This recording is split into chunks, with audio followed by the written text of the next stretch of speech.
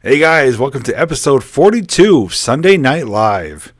Back to you from the JPVideos studio with another great show for you tonight, including mail call, question of the week, and going back in time video.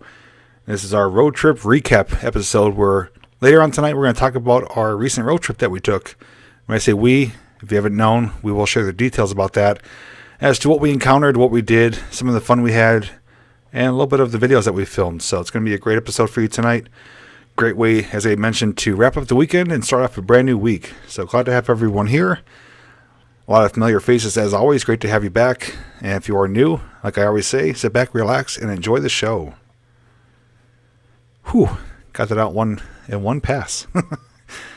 Sometimes the wires stay connected. Hello, everyone. Great to have you here. Hope you had a great weekend. I know it's not the best weather out there, at least here in Pennsylvania, but we'll make the best of it. We'll stay warm inside and have a lot of fun.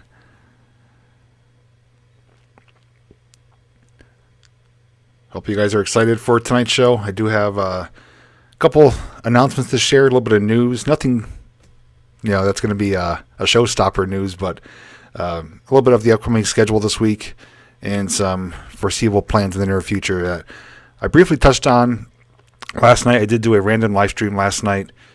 Those of you may have missed it. It's under the random live streams playlist. It was just random, just kind of chit-chatting. Of course, we talked about food.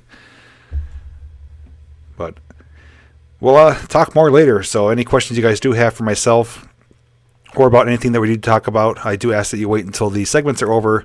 I don't really pay attention to the chat too much, as you guys already know. During my segments, I am focused on other things. So the mods are here. Thanks for being here, mods. They will handle any issues or questions you guys may have that I'm not able to tend to at the present moment. So without wasting more time, let's get started with our first segment. You've got mail. We've got mail. Do have a mail call. Not a huge one, but a few items. One item I do know what it is because Lisa Anderson did reach out to me ahead of time, told me it was coming. The others, I don't know what they are, and two are already opened because Lisa sent them. I didn't know what they were, and I opened them already, but I will share them with you. They are kind of like a package deal, so it'll make more sense when I do show you what they are. But starting off, we do have a bag here. It's from Amazon. Very thoughtful yet again, Amazon. I do appreciate the generosity. I was thinking of sending out to my Sunday Night Live show.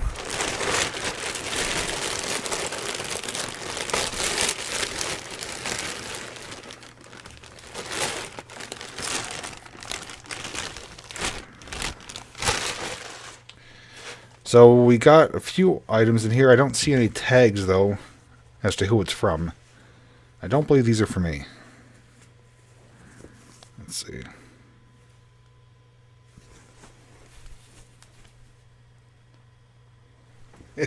Okay, yeah, I'm not positive who these are from. So if you are indeed a sender, please let me know. This is definitely for Jill or Lily, since they are into karate. Don't let the ponytail fool you.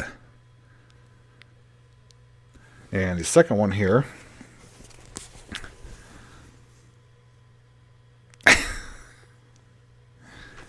This one's pretty funny too. Don't let the pretty face fool you. I'm a beast. So I'm guessing, if I was to guess, I'd say the ponytail one is for Jill. This one may be for Lily, but it could be vice versa. But 2 karate shirts for the 2 girls in the house. So thank you to whoever did send these out. They will get them tomorrow. And I know they're not going to fit me, so I'm not even going to attempt to say that, yes, I can wear these too. These are definitely not my size, but thanks for thinking of the women of the house. I know they really, really will appreciate them and enjoy wearing them. So if I did miss who it is from, feel free to at JPVideos let me know, and one of the mods let me know. They're from Lisa. Okay, Lisa Anderson. Yeah, no tag, but thank you, Lisa, on behalf of Jill and Lily.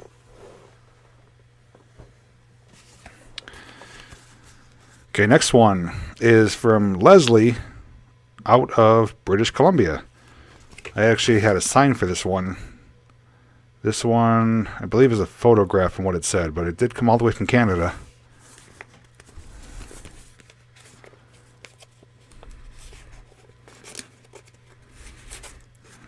This one's going to be a little bit difficult to open up. It's sealed up quite well.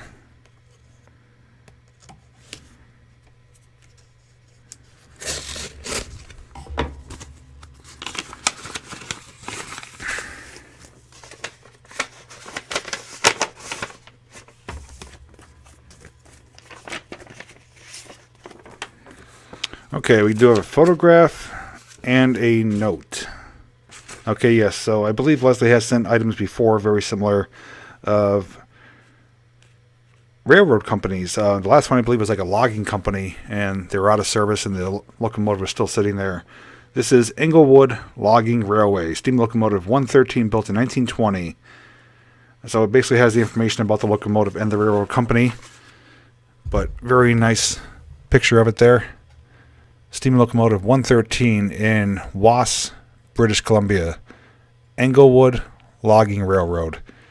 And I do hang on to these photos. They are pretty cool to see different railroad companies in different parts of the world. So thank you, Leslie, for sending me another one and letting me have some more back history on these railroad companies that are no longer in service.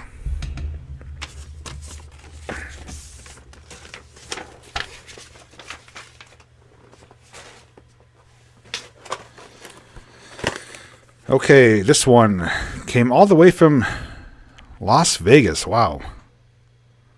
So it's from Lisa's Paranormal Videos. Something hard in there. Hopefully it's poker chips.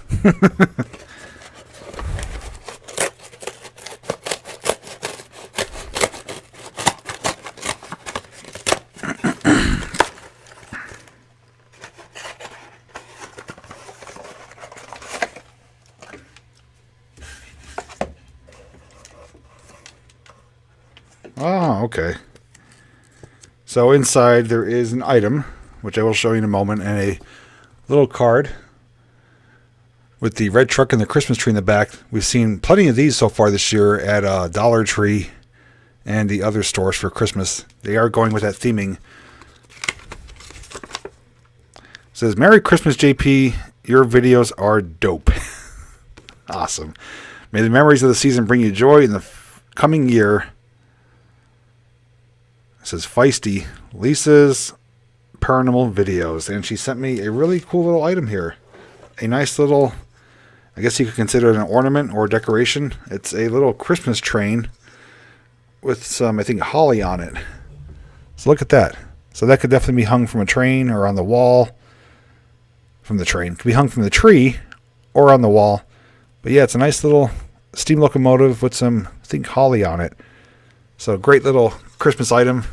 Can't go wrong with trains. So Lisa from Las Vegas, thank you so much for that.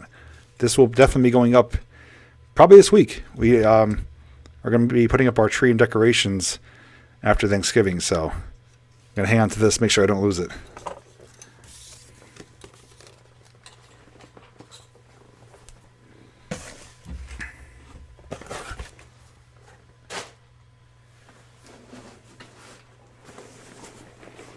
Okay, got a pretty big one here. This one, you may or may not be able to see. It does say Australian Food Shop. My viewers all the way from Australia have sent me another package, and as you could tell, it's going to be some food inside.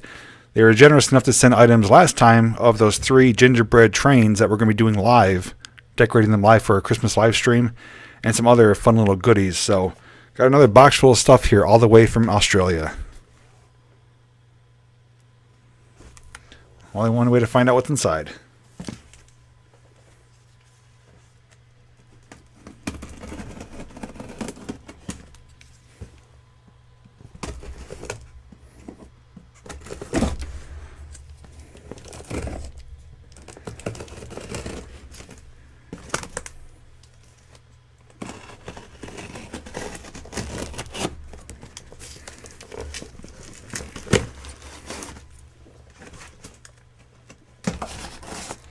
This box is loaded.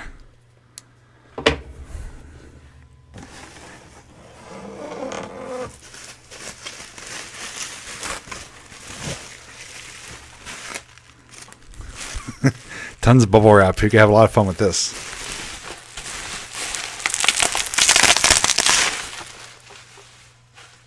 I'll say that for the cats.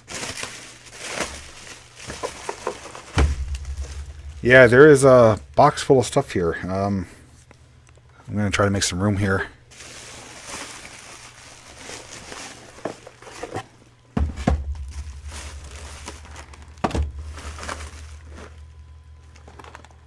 Oh, geez. Ah.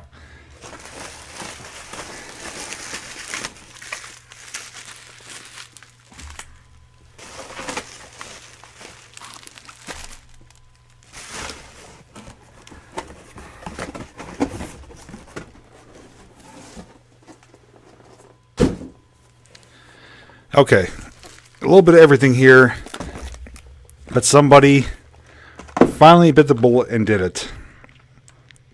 They sent me Vegemite. This is something I was hoping I would never receive. But it may not be too bad. This is Arnott's Shapes, Vegemite, and Cheese. I know a lot of people have talked about Vegemite, and from what I've heard about it, what I've seen, I am not really looking forward to it. Now, I do have other items from them, as I mentioned. They did send other little treats and snacks in a previous episode, which I'm going to be doing on a Chow Time episode. So I'm probably going to include these with that. It'll be one kind of like Australian episode. But yes, Vegemite and cheese. They had to do it. If you don't know what it is, do a Google search or a YouTube search. I don't anticipate liking this. But on the plus side, they sent Arnott's TV Snacks Original. These are little chocolate-shaped biscuits. These I know I will like. Cannot go wrong with biscuits or chocolate. So take the good with the bad, but they're both from the same company. I'm guessing Arnott's is an Australian company, but those ones, they look a bit more appetizing. I got 2 items wrapped up here. I'll do those last. And we had have a box inside of a box. This one says Australian Food Shop.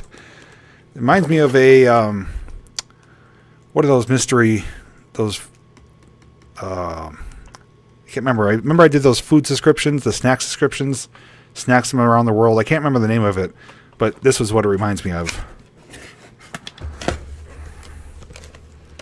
Wow, this is loaded.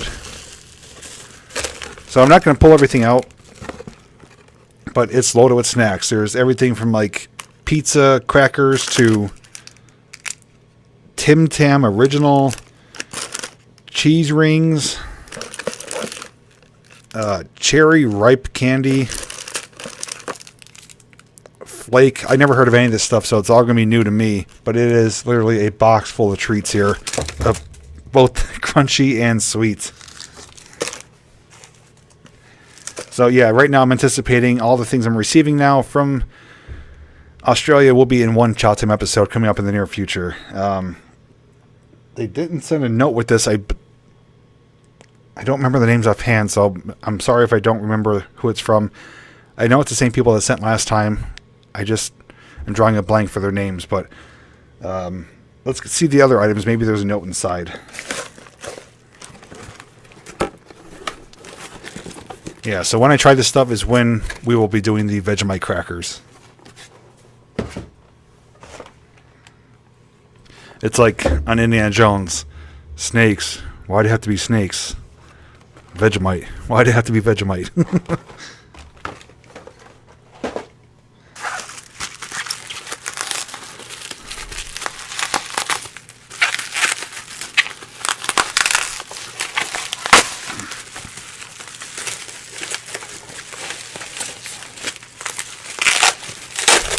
Hoping the viewers are watching now. I want to say April, but I'm not sure. I don't want to say the wrong name. So hopefully they will comment. Mods, pay attention if anyone's commenting that it's from them. Otherwise, if you are watching this on the replay, feel free to let me know. I do know you reached out to me a few weeks ago about this, though, by drawing a blank. This one's a bottle.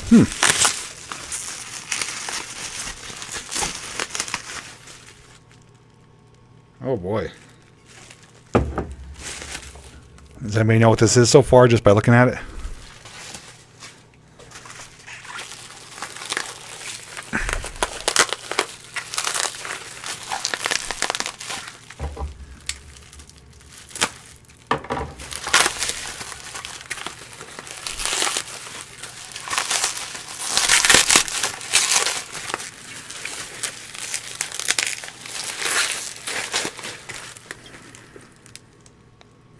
Okay. So I've heard of these before. I don't really know what they are. I know they're drinks, but maybe you guys could educate me as to what they are. Yes, RJ got it. It's a bottle. So first one here. Bundaberg Sarsaparilla. Now I've heard of sarsaparilla. I don't know what it is though. Is it like a root beer? Is it an alcoholic beverage? I never heard. I should say I never tried sarsaparilla or to even know what it's like. I do know it's a drink though. Trying to see what people are saying. Australian family owned Bundaberg. Kind of like root beer but different. And I'm not a huge fan of root beer, but I will try it. But we do have a second item here. The bottles are actually really cool looking. So I'm saving the bottles afterwards. They have a really cool little pull tab on it. You can see. Yeah, the bottles I am keeping. Ingredients, let's see. Let me get a light because this is actually kind of hard to see.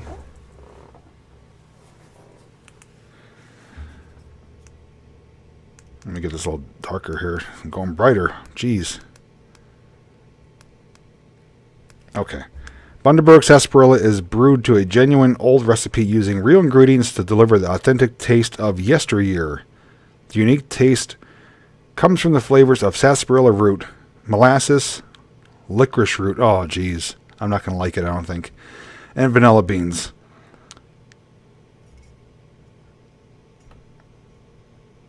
So those are the ingredients. I am not the least bit of a fan of licorice, but I will try it. I will be a good sport. I'm not going to try to hex it ahead of time. But molasses and licorice root do not sound appealing to me. But maybe as a combination, I'll be pleasantly surprised. So this will be tried during the Chow Time episode with the other stuff. Ray Carroll with a super chat. Thank you, Ray. We do have a second item, though. This one might be more appetizing. This is Bundaberg Ginger Beer. I do like ginger flavor, so this one I may like. Let's see what it says on the back of it here. It's always cloudy in a bottle of good old-fashioned ginger beer. It is cloudy. Hold this bottle to the light. You'll see it's full of real ginger pieces, traditionally brewed to a genuine old recipe to release the natural flavors of ginger. Let me kill this light here. I'll show you. Yeah, I mean, it's cloudy and there are ginger pieces in it. So, yeah, this is going to be interesting to try. It is cool looking, though. I will say that. So, we got two beverages to wash down the Vegemite. Don't know what's going to be worse, the Vegemite or the licorice sarsaparilla. But it's going to be fun to try. I love trying new things from different countries, and this is right up my alley. So I will announce when this episode will be coming out. I would say sometime during December we'll do it. But if you guys have any information to share as to what I should be preparing for, feel free to let me know.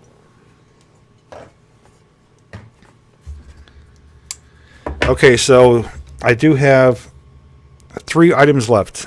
2 of them are already opened, and the last one is not. These are all from Lisa Anderson. I do know that. She did send them out to me.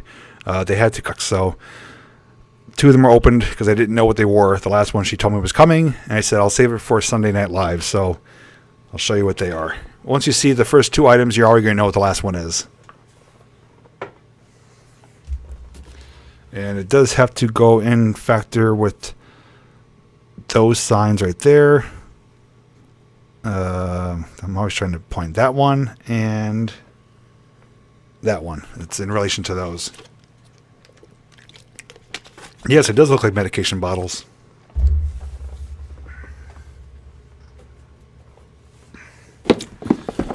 Okay. First item is a Red Ryder shooting gallery. Includes 25 assorted Red Ryder shooting gallery signs. So this is a box that works as a target, and it comes with targets to put on them to shoot at. And it's the old Red Ryder style, just like from A Christmas Story. So that is pretty neat. Even if by itself, if you don't use it as an actual shooting target, it's a pretty cool little item to have on your wall. Definitely a conversation piece.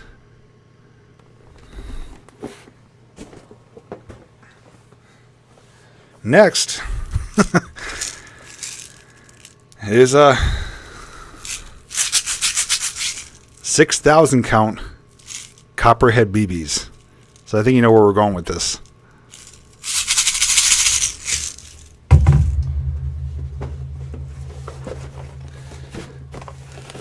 And last, hiding in a chair behind the corner, we do have a big box.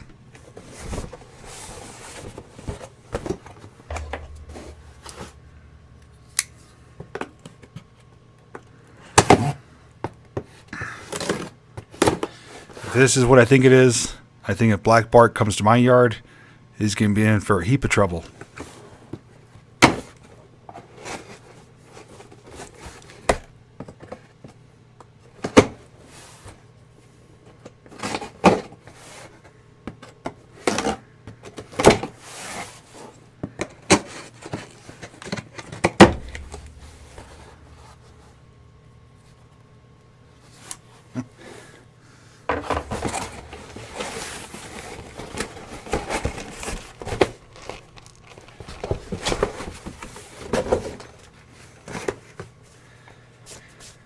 All right, let me soak this in for a second because it looks cooler than I even imagined. Give me 1 second here, then I'll share it with you guys.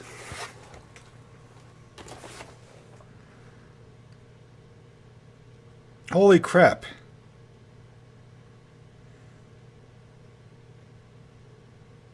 Wow.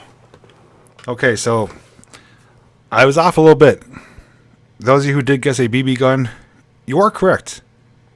But wait till you see what's in this box here. It's not just one gun.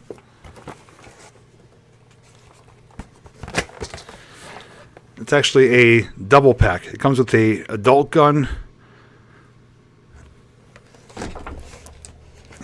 and what does it say on here? Standard size and adult size. 2 guns in here.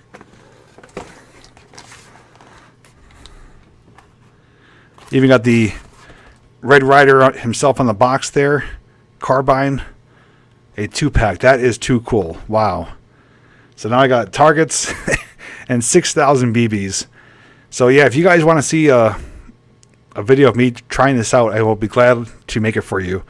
With 2 guns, I may even use one as a display item for around Christmas time. Put it up somewhere on the wall or a shelf.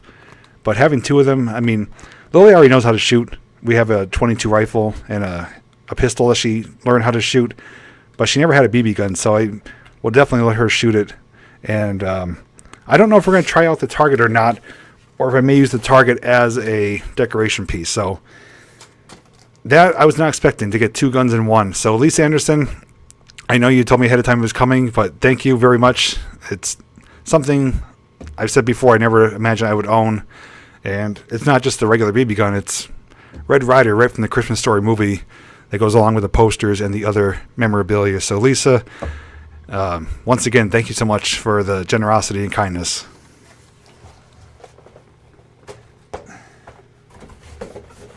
I just gotta make sure I don't shoot where there's any icicles hanging off the garage. I don't want to cut my eye, but that is too cool. I will definitely make a video of that. I can shoot that in the backyard. I'll set up either some tin cans or I'll let you know about the target. I may not want to shoot the target, but I've had BB guns growing up. They're a lot of fun. I had pump action, lever action, BB gun pistols, and shooting, tin cans or bottles, water jugs. They're a lot of fun, and for the most part, pretty harmless. Unless you're blatantly an idiot with it, you're not going to really do much harm or damage. But those of you who do want to see what they look like up close in person and to see how they perform, be on the lookout. Make sure you're subscribed to have the notification bell rung. Little Orphan Annie decoder ring. I actually have that, Cindy. I have a Christmas Story book that comes with the decoder ring. It comes with the menu from the Chinese restaurant and all other kind of behind-the-scenes stuff. So I actually already have that too. Okay, so that does conclude mail time. So thank you, everyone, for the awesome gifts. The train photograph, the little train ornament, the Australian snacks and Vegemite snacks, and of course the Red Ryder items. You guys, again, amazing mail call items I did not anticipate getting or trying on a future Chow Time episode. So if you guys want to see me have some faces of not liking stuff, you'll want to make sure you don't miss that Chow Time episode. Okay, let's move right along. Next segment. Question of the week.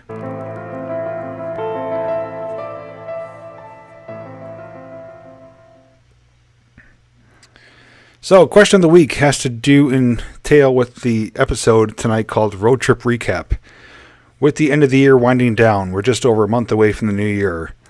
Under perfect circumstances, if there was no Mr. Corona going around and finances were there, you're able to get time off of work. If you're able to do one more road trip before the year ends, where would you go and how long would you go for? I could tell you that I would go probably Route 66. If I would do it right now if I could. I would go out west before the year ends and just enjoy probably a week and a half to 2 week road trip. But if you were able to do one more road trip or any road trip before the year ends, where would you go and how long would you go for? Myra Anderson, $5 super chat. Thank you so much, Myra.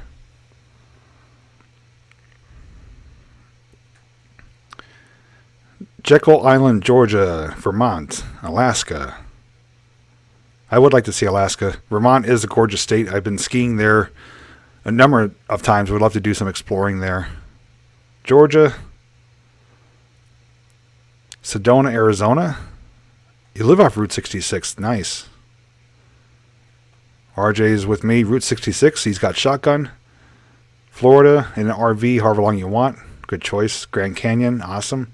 Glacier National Park. You guys have some really good destinations. I may have to do an extended road trip. Denali, Alaska. Yellowstone, Colorado. Would love to see Colorado. 3 weeks to Ottawa. Tennessee. Nice. Arizona for 2 weeks, Vermont or Montana, Massachusetts, would like to go there too, Niagara Falls, I definitely want to get back there. Starfire, like I said, under perfect circumstances, if everything was to work out, no virus, you had money, you have a car, there's no obstacles, where would you want to go? Toronto. So a few people saying Route 66. Vegas. Yes, I like to definitely stop at Vegas along Route 66. Ross would come back to the U.S. to see the grandkids. Long, South Carolina, but I don't travel well. Traveling's fun. Get to see new places. Crater Lake National Park. Christmas week in Tennessee mountains in a cabin. Ginny, I hope you have a spare bed. I'm going to come visit. Montreal.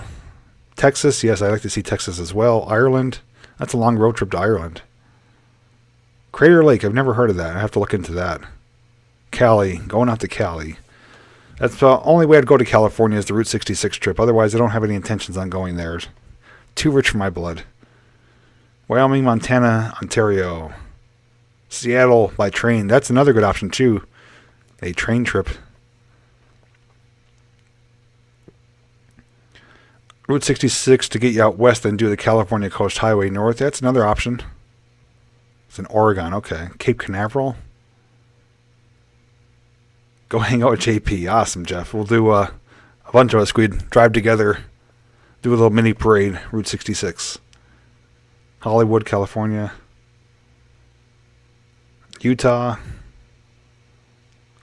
Yeah, a lot of great choices. So obviously it's kind of hard to make those things happen in such short notice, but I do hope that if you do have those in mind as places you want to visit, that it does happen for you down the road. Matt, we're asking if you were able to do one road trip before the year ends, where would you go and for how long?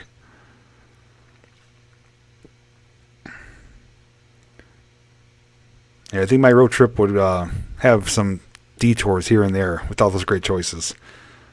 Go Midwest, go down to Texas, shoot back up, go to Arizona, Nevada. Dukes of Hazzard is where Dan wants to go. I'm sure RJ would come with you too, after he does Route 66. So great to see that you guys have, places in mind you like to visit. Road trips are a lot of fun. I absolutely love driving road trips. Having driven to Florida already once is taxing, but it was enjoyable. I drove to Tennessee a few times. Carolinas I've been to. And even just shorter road trips out to Altoona, 3-4 hour trip. I absolutely love road trips. So I hope to do many more in the future. And of course, at least one train trip by Amtrak. But like I said, I hope you guys make it happen at one point or another, whether it's next year or the year after. Even if it's a short road trip to a different part of the state, just get out, fill up the gas tank, pack some sandwiches, and just enjoy yourself. Take a leisurely drive, no particular destination in mind, just pick a point on the map.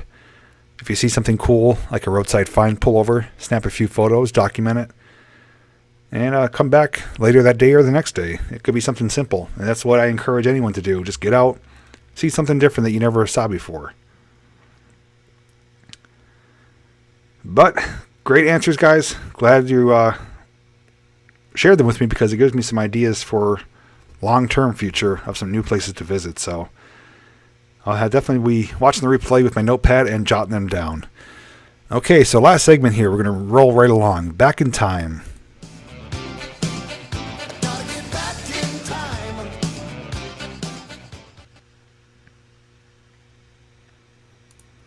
Okay, so tonight's Back in Time is an abandoned video. I know you guys do like those. This one's a shorter one. It's actually from last year. Some of you may have seen it. Many have not. For some reason, it didn't gain a lot of traffic on YouTube, but it is a video worth watching. It actually has my daughter Lily in it, where she joined me on an abandoned adventure. So I'm going to get it scroll up here on the screen. So give me 30 seconds to a minute, and we'll watch it together.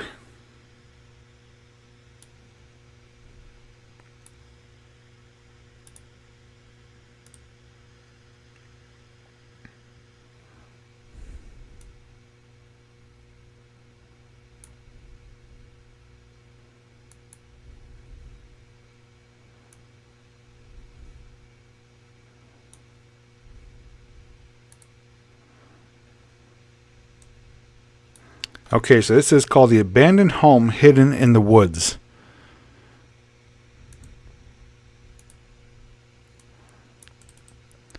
And this is from July 2019. This is something I discovered, another roadside find, and was able to not only film it, but speak to a neighbor to get some information about it. It is only 12 minutes long, and as you'll see, the house is in very poor condition, so I don't get to see the entire property on the inside. But Lily is with me. We did do it together. And let's check it out together.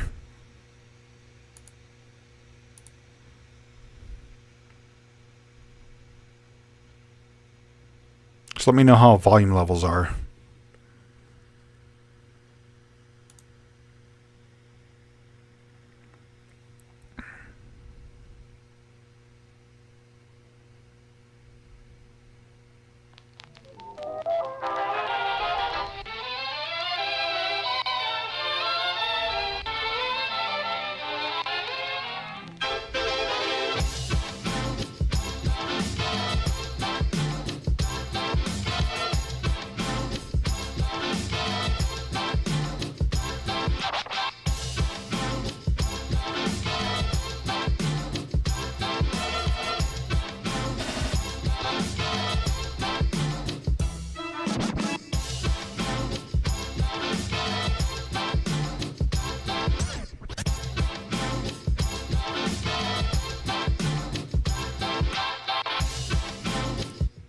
Now, who else likes that track? I found that.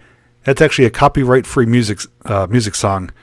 And as soon as I heard it, I'm like, yes, I absolutely have to use that with an abandoned video because it has that older intro start off to it and turns into a more modern pop song. Really catchy song. I'm glad I found that.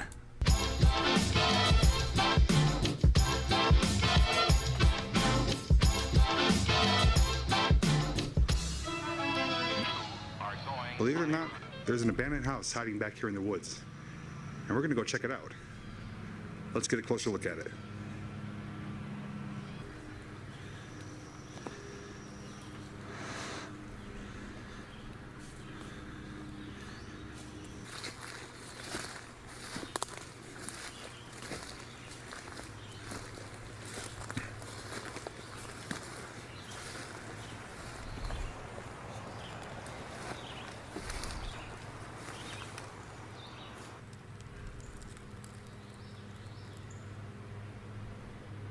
Hey guys, welcome back to a brand new abandoned video.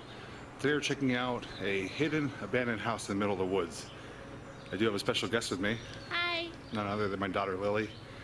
She loves abandoned stuff almost as much as I do, and I discovered this place over the winter time driving down a country road, and I saw it sitting back in the woods, but it was very open then, very visible. So we decided to come back now that it's summer, everything's growing in, and we should be able to get a decent look at it without drawing any attention to ourselves. But from first initial thoughts, I don't think we're going to be able to show too much of it, or at least be able to get inside of it because it looks like it's in really horrible condition.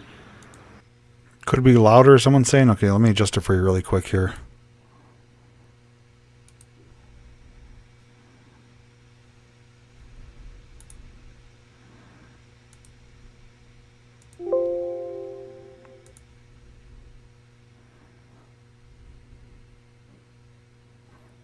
Anyway, I just lost you guys' chat here. 1 second. Okay, should be better now. Most of it, or at least half of it, is collapsed. So I'll show you what I can, and if I learn anything along the way, I'll share it with you guys. So if you're ready, come along with us. Any better? So I don't know if this was the main front door or not, but whatever steps were here are now gone. And oh yeah, it's pretty sketchy. There's some steps going up. All right, let me get up here in this little entryway here, and then we'll go from there. All right, so got a sink right here, which is in an odd position. I'll just give you a look at what I see right here. I'm standing right now, and everything is kind of slanted. And you can see inside here. I'm not going to go much farther. It is really bad. That is like the pit of death. That is crazy. Got some built-in shelving there. Looks like the kitchen's in the far back. I think pretty much the fireplace is what's keeping us up here.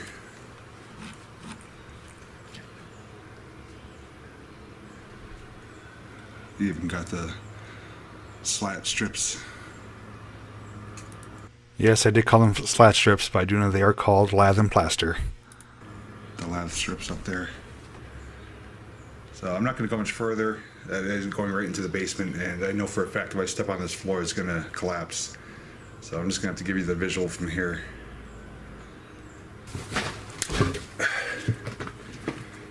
Okay, now I'm on probably a pretty sketchy pair of steps here, but I want to show you the upstairs. Sandra, I believe it is still standing. It's in a pretty rural area, but if anything, it may not be standing as much as it is in this video.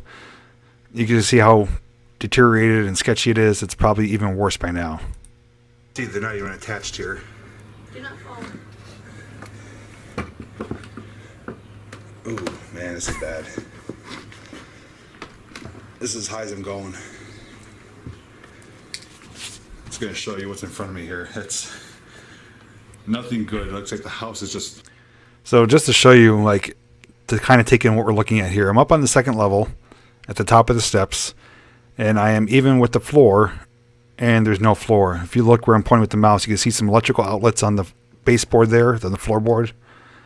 You know, the house is just broken away. The whole second level is gone. There's a door still hanging by its hinges. Part of a floor going into some bedrooms. But it's like a huge, like, empty shell. It's like pretty crazy. Even on the right here, you can see the pipe for the radiators. This is being held together by termites, pretty much, holding hands. Ripped right away.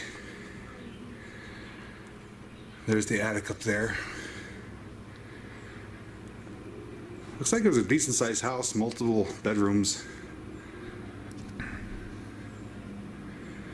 This is right above the living room where we were, and you can see an old bed frame in there. If I kind of zoom in, let me show you.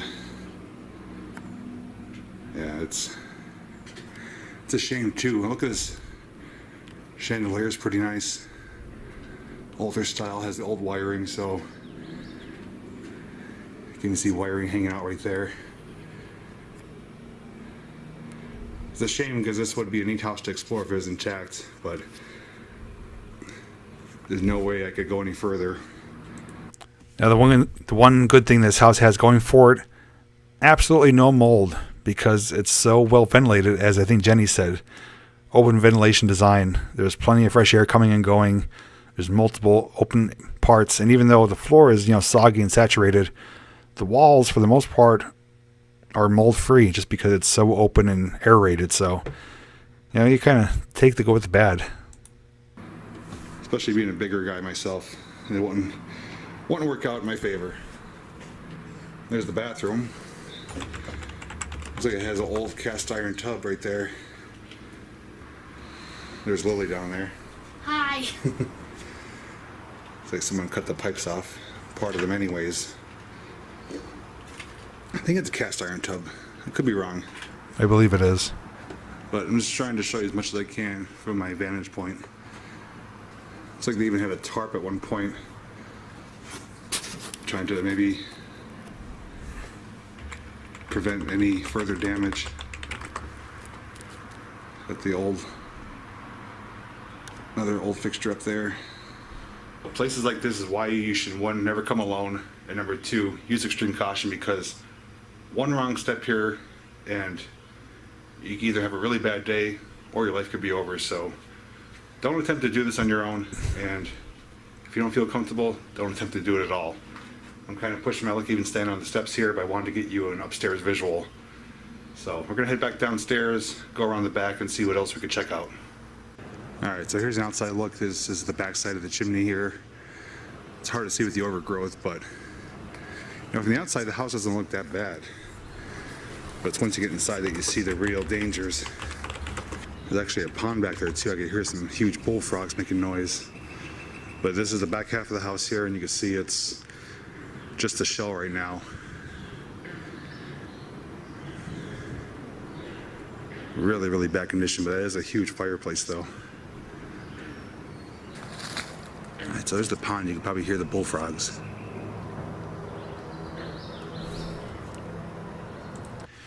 So it says, after filming, I spoke with a neighbor who told me that a wealthy older couple raised their family here.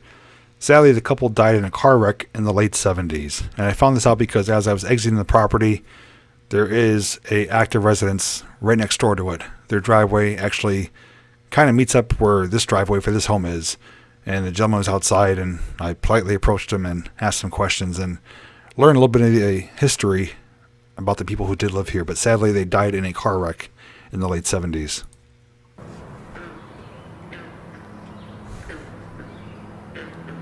Alright, so here's another angle of the house. We're going to make our way. Matt, that's okay for Lauren's comment. She's asking how you find these places. This is what I call a roadside find. I was driving through this area during the winter time when there's no foliage on the trees, and just by paying close attention, I did see something in the woods. Upon closer inspection, it turned out to be this property. I waited until the summer to come back because in the wintertime, you're exposed. Everyone's going to see what you're doing if they're driving by. So I found this in the wintertime over 2018, came back July 2019, and filmed it. But this is what I call a random roadside find. It's just driving around and randomly finding it sitting there in the woods. Way around the whole thing here. I'm going to kind of show you through the window too.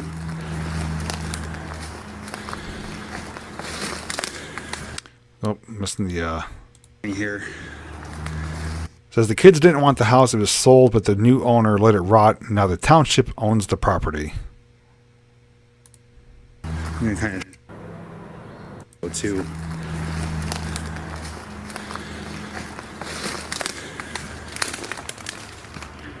Ooh, something made noise. There's like nothing left to it.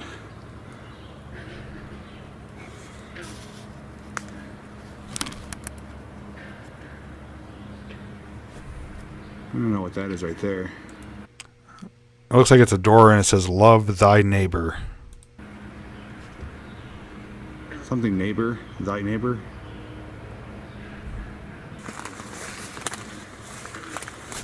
There's really thick stuff I'm walking through here too.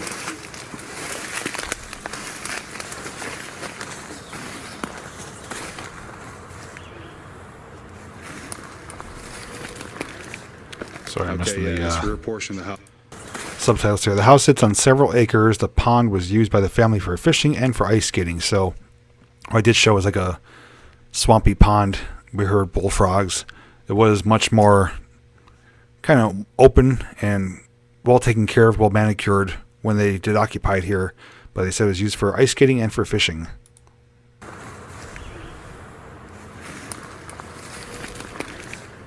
Okay, yeah, this rear portion of the house is just completely obliterated.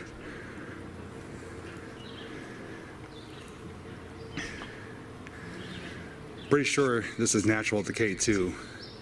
And we got trees growing through here. This has been vacant and abandoned for decades. It's crazy how bad it is. Oh, look at, we even got basement access here, but it's plugged up there from the collapse from the first floor.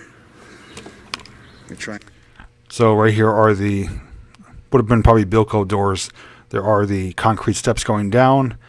And what we're looking at here is the first floor laying down in the basement. So there's no way you want to go down there to crawl through, because if you dislodge something, more of it might collapse on you. So there's no way to gain entry safely into the basement, because the basement is now part of the first floor. And zoom in and show you. Yeah, it's impenetrable. That's a shame.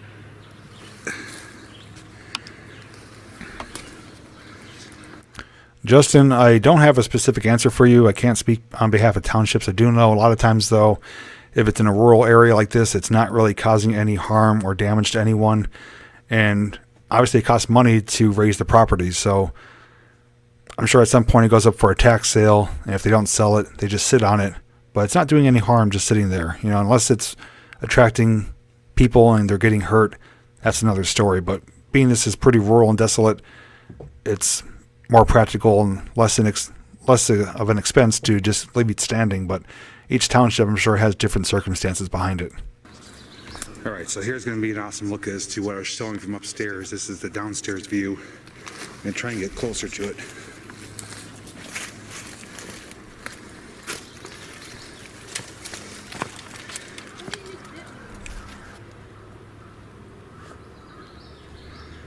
Okay, this is kind of crazy here and scary. So we're looking kind of into the first floor, where the second floor is down inside of it. You can see it looks like a headboard right here. You can see the post right there. You can see a radiator over here. Some old shag carpeting. So it's just like a mishmash of everything here. Same time.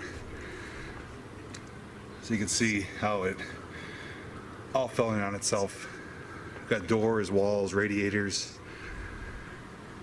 There's even curtains right here. And there's the upstairs. That's what I was showing before. That is a crazy shot right there. It's almost like hard to imagine that still standing on its own. Now, if you look under the wall, again, there's more of the house back there in this area. That may have been an addition at one time. I'm not entirely sure. But there's nothing on the outside of this as far as structural integrity holding it up. Look over here on the right, you can see the scarring from the radiator where it was mounted against the wall. The outline of it's right there. But this is almost like, if you saw this picture, you'd be like, no, that's faked. But this is indeed truly how it looked in person. Again, it's a decent sized house, very beautiful, I could tell, but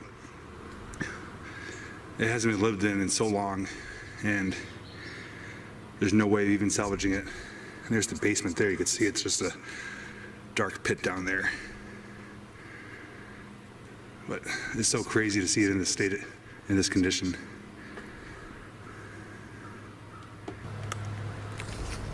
Okay, guys, that's gonna do it for today's abandoned adventure. I hope you enjoyed the look at this hidden abandoned house. Lily, do you have any thoughts on it? It was cool. I like how like the middle of the floor inside the house was falling down because it looked like a pit.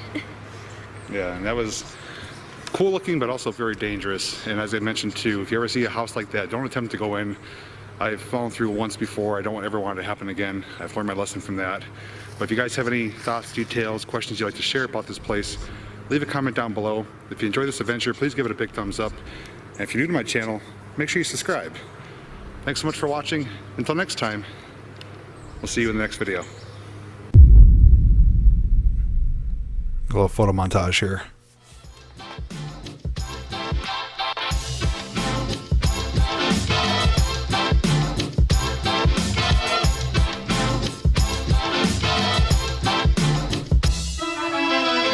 Are going on a run.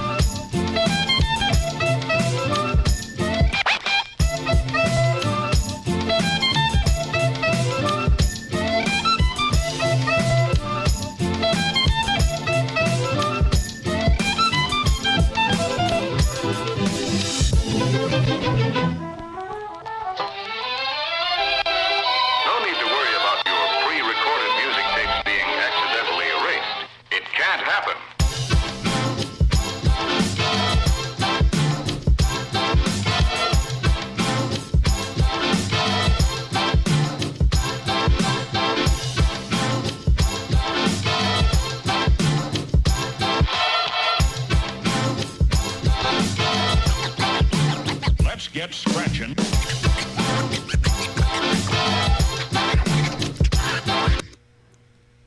Oh, hit the wrong thing there. Okay, give me 1 second. I'm going to switch screens here and then we'll pick up about the video we just watched.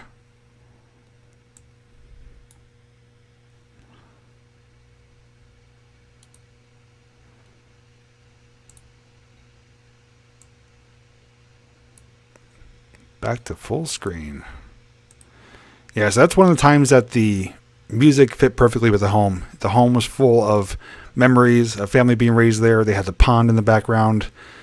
And it was a good-sized home, much larger than it looks from the front.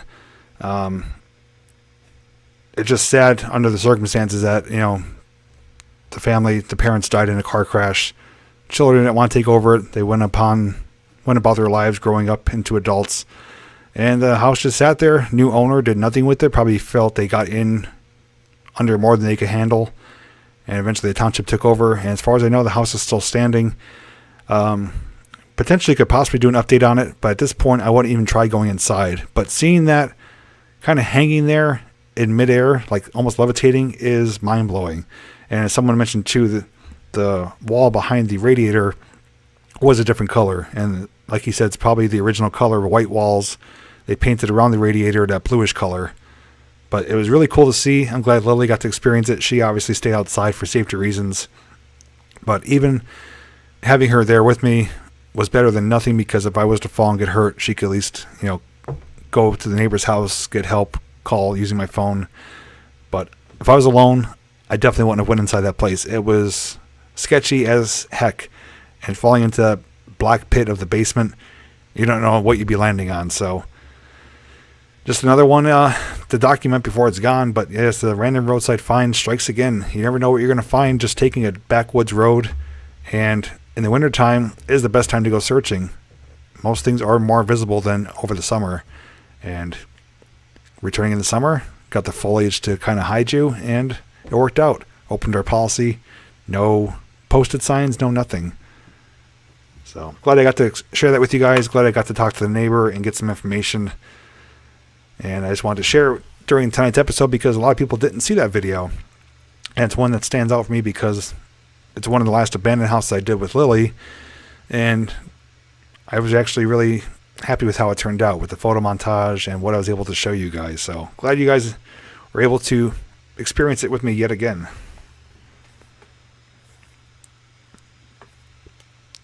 Where do you find the soundtracks? There's a combination of ways I get my music. I do have a large selection that I use that I've gathered from various sources. YouTube's audio library, which is under the Creator Studio, does have a great selection. Everything from ambient music to like country to rock. There's also a few channels I am subscribed to that create nothing but copyright-free music, and I do get music from those various sources. And if I have ones that I actually like, I do save them into a folder and rotate them into the videos every so often. I actually have around 20 songs that I use on a semi-regular basis because I know they're copyright-free, they're enjoyable to listen to, and they fit a lot of the videos that I do. Do you take a picture to remember to go back in the summertime? I usually do a screenshot in Google Maps. If I find something, I turn on Google Maps, pin my location, where I am, screenshot it, and then I have it in a folder of all screenshot Google Map finds to return to, which I still have to this day. I have in my phone right now, under screenshots, I have 75 Google Maps screenshots here. These are all places that I'm going to potentially film. Some of them I've been to and scouted out. Others have been sent to me by viewers. But that is how I pretty much keep track of all the places I'm going to return to visit. No, not royalty free. Royalty free you have to pay for, and then it's free. You have to pay for a license or a membership. Royalty free is not free and clear. You can still get hit with a copyright claim if you do not pay the dues to use that music. You need copyright free. Royalty free, you can still get hit with it. Somebody's mentioning a birthday. Looks like Christopher is turning the big 27. I remember that day. Around, let's see, 12 years ago, yeah. So happy birthday to Christopher. So that is tonight's show for Sunday Night Live, episode 42. Got through all 3 segments, so the remainder of the time will be for you guys to chat. If there's anything you want to talk about, ask, mention, feel free to do so. I do have a little bit of news to share regarding the upcoming schedule, and we're going to chat just a little bit briefly about the recent road trip that I did take out to Altoona, Pennsylvania. Hey, RJ, yeah, I'm still going to do it my way. Your way is effective, but I'm just so used to doing it, screenshotting it with the red dot there. And I usually do a little writing on the screen saying what it is, but it's always good to have more than one way to save stuff. And I was just curious as to how you were doing yours, but it's kind of cool to see that each person has their own way to save locations. So in the end of the day, you know, if it works for you, that's great. Jennifer is a beautiful young lady. I agree. Thank you, Jennifer. Good night to Sarah. I have not been to Idaho. Any advice on what is and isn't open in Altoona these days? I like to get out there. Dan, who may or may not still be watching, could probably answer more than I could. I can only share what I've seen out there recently. Obviously, the Railroaders Memorial Museum is not open. Has not opened at all this year. You can still go there, though, and show what we showed in our videos from the exterior portion.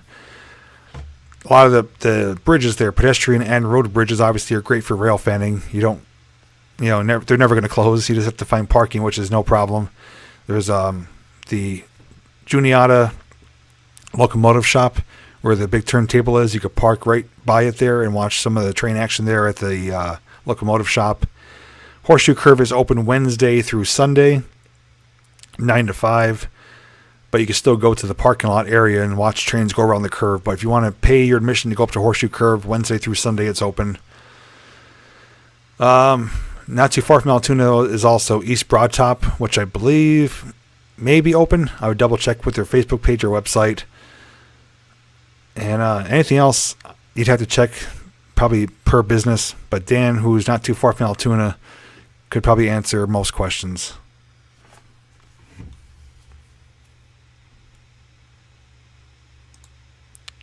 Let me just briefly check the chat here.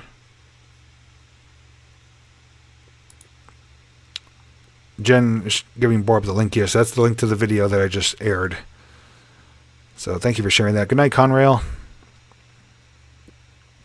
Yes, Christopher, thanks for reminding me. So let me double check my schedule here. I do have a day coming up here. Okay, so the 27th is Friday. Okay, so Thanksgiving is this Thursday, the 26th. So no later than Thanksgiving. I'm going to try for Wednesday the 25th. The Twinkie Tree logo t-shirt and hoodies will be available, as well as Sunday Night Live. So both logos are coming out for a 2-week run, limited edition. So Twinkie Tree and Sunday Night Live will be available in t-shirts and hoodies. They're going to come out, I'm going to shoot for the 25th, no later than the 26th. But on the 27th of November, I'm going to be doing 25% off everything on my merchandise shop. So everything on my shop, hoodies, hats, t-shirts, bags, mugs, stickers, everything will be 25% off. I will share and give an update on the 27th. But for 2 weeks, though, Twinkie Tree and Sunday Night Live will be back for a limited run. I encourage you to pick it up because it may not return again.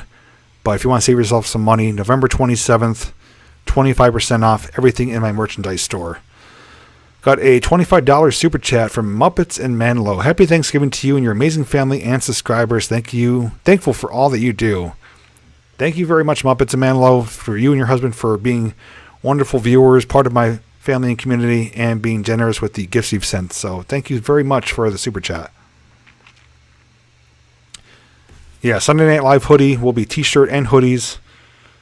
And same thing with the Twinkie Tree. So great time to get one. Save yourself some money. November 27th. Order everything at once. You'll get 25% off.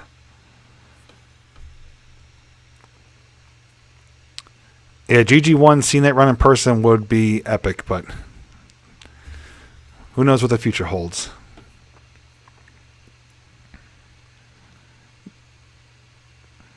So as I did mention too, just one more update I'm going to give before the actual contest does start.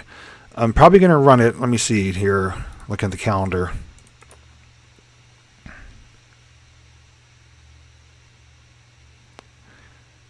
So most likely around the weekend of December 4th, which is a Friday. Now this is not set in stone. I'm just forecasting right now. It may be tweaked. But from the 4th until the 18th, I'm going to be running a contest on my channel, giving away 2 prizes. And they're both tech camera related prizes. I'm going to give all the details as to what they are. It's going to be 2 winners. I'm going to let you know how you enter and how you can win. It's completely free, no obligation. And to follow the rules, you basically have to just have common sense, because people lack it and do not follow the rules, and they get excluded from the contest. So right around the first weekend of December, I'll hold a contest. 2 prizes that I've featured on my channel as product reviews will be given away. They're basically brand new. They've only been tested for the reviews, and they could be used on your own videos or adventures. So it's going to be definitely camera tech related, and would be very helpful for some people that could use it for making videos. I will say though that it is going to be shipped only in the United States, just because shipping out of the country is very, very expensive. But I am covering shipping anywhere in the 50 states. And of course, you have to be over 18 years old. And I also ask too that you do pay attention to the winners being picked, because I do pick the winners live on a live stream, and you have 48 hours to claim your prize. If you don't, I pick new winners. And it's happened before. People have come back weeks later. Oh, I didn't know I won. Well, don't enter if you're not able to check to see if you won. It's only fair for the other people who do enter. So I'm excited to do that. It's going to be great for Christmas time to give out 2 gifts to 2 lucky winners.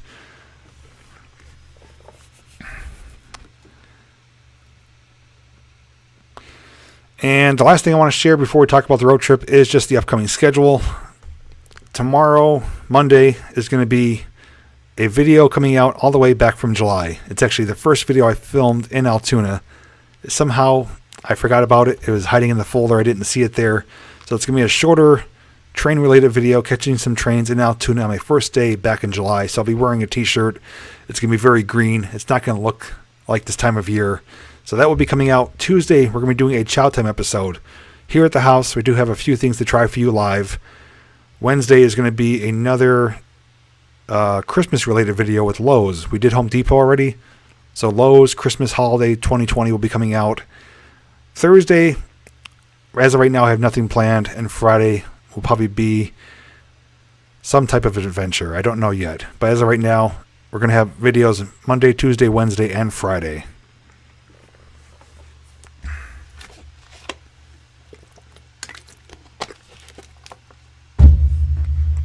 So those of you who may not have heard, I think most of you have by now, I did do a road trip. We left on Sunday the 15th, came back Wednesday night the 18th, went out to Altoona, Pennsylvania, myself and RJ 78 Productions. After releasing a lot of my videos from Altoona for my first trip, he's like, yeah, I got to see that place for myself, especially Horseshoe Curve. So I said, listen, I want to go back. There's more that I want to see, more I want to do. I said, if you want, you're welcome to come with me. So we drove out together. We booked the same hotel, got separate rooms, and the hotel was ridiculously cheap, inexpensive. And it's a really nice hotel.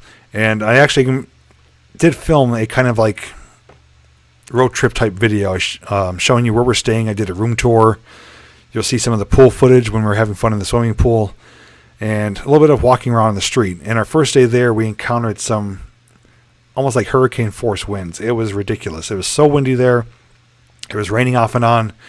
And we're on the one pedestrian bridge up over the train tracks, and gusts of wind started coming like there's no tomorrow, to the point like my hat and camera gear was ready to fly away if I was not holding on to it. So you're going to see a lot of that in the footage. It made for a very memorable first day. But the hotel had an indoor heated pool, and RJ did a live stream on his channel of us in the pool on a different night. But the pool was like a hot tub. It was 86 degrees. And that was probably the warmest swimming pool I've ever been into. I jumped in it for the first time. I was almost like, ow! Almost like getting burned. I didn't expect it to be so warm. But it was a great hotel we stayed at. Very clean. Had some nice views from the rooms. And got to use the pool under reservation notice. And we got 1 hour to use it each. So we both were able to use the pool at the same time. Only us, no other guests, which was pretty cool. We were walking distance to like Sheets and other places, walking distance to the Memorial Museum. But aside from the first day being kind of hectic, the weather was not very pleasant overall. It was either cold, rainy, snowy, windy, or a combination of both. And we just made the best of it. You know, we bundled up. We made sure we used the proper microphones. I let RJ borrow my Purple Panda so that the wind wasn't affecting his. But we did get out to Horseshoe Curve. I did live stream from there. We caught 4 trains. Ridiculous. 4 trains there. One of them was actually over 2 miles long. Even carried tractors as well. We got to Horseshoe Curve. We got to the Memorial Museum again for his channel. We also got to the back side of the curve, which is going to be a pretty awesome video when it comes out. And the Galitzin Tunnels, which we caught many trains there. And of course, on top of that, we did some various rail fanning here and there. It was just overall a great trip. It was much needed. We got Panda Express there. We did that for the one night, driving around, seeing the Christmas lights at Lakemont Park. We invited Dan, who's one of my viewers. He lives near Altoona. He joined us for the evening and even joined us for part of the day, the next day at Horseshoe Curve. So it was great to see him. He also came out to our Pioneer Tunnel Coal Mine Tour meetup event last month. So overall, I mean, RJ could share any thoughts he wants to, but he's got a bunch of videos coming out. I do too. I made 8 videos while I was out there. I didn't even start editing them yet. So I'm going to start editing them one by one starting tomorrow, and they will start making their way out in the coming weeks. But Altoona, what can I say? It's a fantastic place. If you don't like trains, you may not like it as much as I do. There is a lot of history there, though. We did find a historic street that we walked on. I did a video on that as well, with some really old buildings and some really amazing wall murals and stuff like that. But as soon as the Railroaders Memorial Museum does open to the public, I'm going to go back yet again to do the inside portion of that museum. And while I'm there, do Horseshoe Curve again for the funicular railway and the East Broad Top. I want to go out and check that out too. It's only about an hour away from Altoona, so I had a great time. It went by fast. Wish we had better weather, but I may even go back in the spring just for the heck of it for another 3 days, just because it's fairly close, only 3 hours away. And also along the way too, on the way out there, we did film an abandoned location. Those of you who are Patreon members of mine did see a sneak peek as to what the place does look like, and it's in a location you're not going to want to miss. It's very unexpected what we found inside. I'm not going to share any details beyond that, but that is pretty much a quick recap of the road trip. I know I am horrible explaining things. I kind of jump all around and stumble on my words and try to find the right word to say, but the videos will speak for themselves. It was a great time, great memories. Glad to have RJ along. Hopefully it was just as enjoyable for him as it was for me. But now that I missed about 5 minutes worth of comments here, I'll have to see them on the replay. Pamela, never seen the Christmas Story movie. You definitely have to see that. Very iconic Christmas movie. I started out great with my intro during this episode tonight, and now I'm losing it. Yeah, so if you guys want to see two grown men having a pretty hilarious time in a hotel pool, head on over to RJ. RJ, if you want, even share the link to that video. People can watch it. We were playing around, too, with the Prism app, where we were putting these masks on ourselves, like fish faces and flower heads and a beret, other kind of crazy stuff. His thumbnail is actually both of us with, like, looking like goldfish. It's pretty funny. Garbage train stunk. Yes, it did. Katie's looking forward to seeing it. Awesome. Excuse me. And Dan, too. Almost forgot these. Dan was generous enough to give myself and RJ a couple gifts, too. He gave RJ I think an Alice Chalmers sign, if I'm not mistaken. And Dan got me a gift card to Sheets, a very generous gift card to Sheets, and some books here. Haunted Pennsylvania and the Pennsylvania Ghost Guide. So these books I'm going to dive into over the coming months, see what I can find out as far as maybe some areas to investigate or to visit in the future. But yeah, Dan came bearing gifts, and we did not expect that either. So very nice guy, on the quiet side, as you guys saw, but in person he is really a truly nice guy. Very friendly, very polite, and he's like, you know, he's like, is it okay if I get a picture with you? I'm like, yeah, I'm just an ordinary guy, but, you know, he enjoys the content, enjoys the friendship, and I do as well.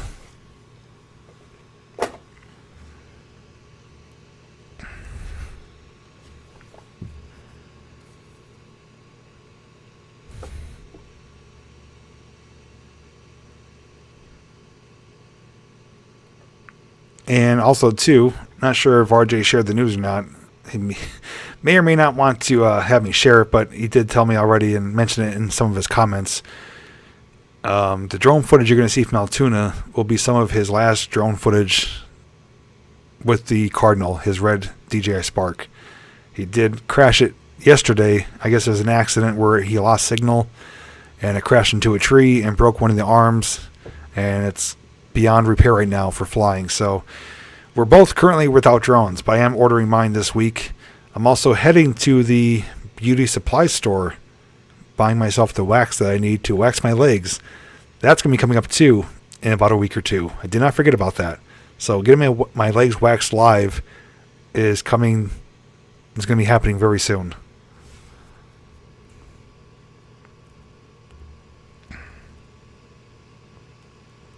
Ghost of St. Antonio's train tracks. I never heard of that one. Yeah, duct tape ain't fixing that one. You could keep it as a a wall decoration. Rest in peace, Cardinal. So Blue Jay flew south to the new owner. and the Cardinal committed suicide. How was my day? The day was good. I actually spent most of the day just kind of resting, recuperating. Put up the lights outside the house yesterday, which I talked about last night during the stream, and ended up going up on the roof 2 times because I put up the lights in the wrong orientation with the plugs. Had to pretty much rip out all the staples, rerun it again. So not only was I aggravated, but it took twice as long. And then some of the sets were burned out. I had to run to Walmart, buy 2 new sets of lights. So putting up the lights outside yesterday took much longer than it normally does.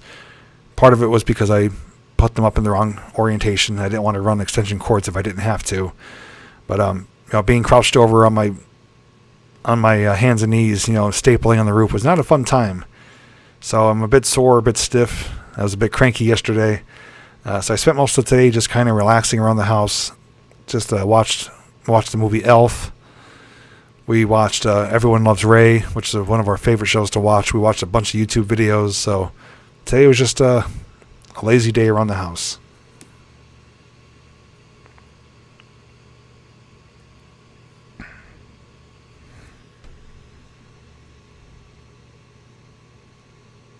Mark says, I love everything you do about trains and places, old tracks, and buildings you showed Dan. Thanks, Mark. If those of you who do like the abandoned rail explorations, more of them are coming out. I have 3 new sections, not new, but 3 additional sections of the old Erie Railroad that I'm going to be filming over the wintertime, walking the sections of rail. Some of them do have rail intact, some do not. And I do have some more cooking videos coming out where I'm going to be going to some of these locations, bringing food along with me, bringing out the camping stove and making a meal at some of these locations. So a lot of fun stuff, a lot of exploring, solo explorations are coming out. More collaborations too with some of your favorite people that you see on my channel here too. So definitely going to be focusing on train related material though, because, like I said, over the winter time, there's not a whole lot to do as far as like amusement parks, going swimming, stuff like that. So I do have some more abandoned type stuff coming out. I have one to edit. I have another one to film. More that to scout out. I do have the old abandoned railroad tracks of the Erie line to film for you guys. I also do have dozens of locations in my phone of Google Maps to potentially film as well. There's an abandoned trailer park that I just found out about that supposedly has a few trailers there that is no longer occupied. It's just kind of sitting there, being overgrown by nature. And of course, Chow Time episodes, Christmas episodes with driving streams, driving around, seeing Christmas lights. So wintertime, that's going to be the primary focus of content. And then as the season changes back to spring and summer, the other stuff will come back. I've never done rail biking. I have seen people do it. Actually, the gentleman I rode with, Hank, I think his name is, who took me on his railroad speeder on the Stourbridge line. He works for a company up in New York that does the rail trail, the rail line thing, the rail bicycles. So I may do it sometime. Good night, Michael. And of course, as you guys saw too from Mail Call, I do have a Red Ryder BB gun now, 2 of them. So we'll be breaking that out, doing a video on that to show you how it looks and have a little bit of fun shooting some BBs.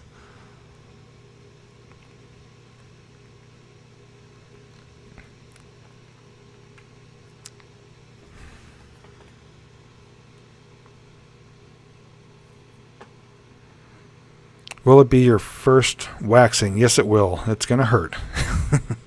But it's going to be entertaining for you guys, so I'm probably going to be biting a towel so I don't yell too loud.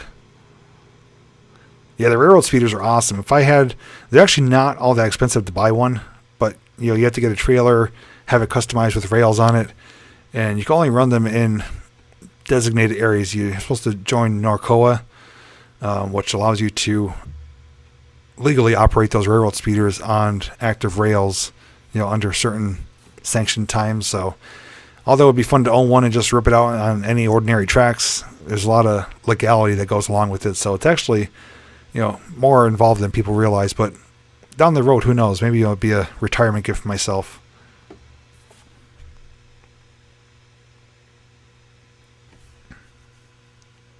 I've never tried Vegemite before, so it will be my first time.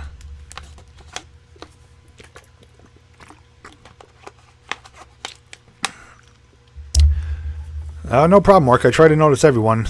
It is hard when you have 150 some people watching and chatting, but I do my best to try to catch all the comments. I try to tell people too, like I am, as far as I know, one of the few channels of my size at least that does a fairly good job at acknowledging people, not only during live streams and premieres, but also reading your comments, answering your questions. But just like anyone else, if you're busy doing something, talking, showing something, just busy in general, it's impossible to read the comments at the same time. So although I do miss a lot of comments, I do take the time to watch the replay to see what I missed. But I do glance from time to time, try to make people realize that yes, I am actually acknowledging people who are here and appreciative that you're watching. Bill, I don't know for certain. I know RJ went back and it was still there. But we realize it's not really worth taking. We don't want to take anything. Obviously, it's not ours. And if anything, we are going to report it to the police, the township there, just to say that we did find it. But it's actually going to be a lot of work to get it out of there. So if he goes back again to see it's still there, we're probably going to report it at that time. But it's more involved than what it's worth to get it out of there. It's pretty, banged up and stuff like that. And but he did check on it semi-recently and it was still there.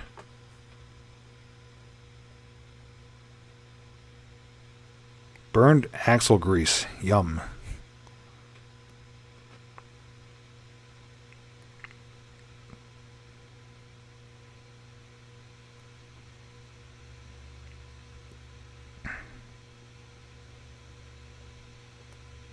Yeah, you're right, Sandra. Only human, just like everyone else. So we do what we can.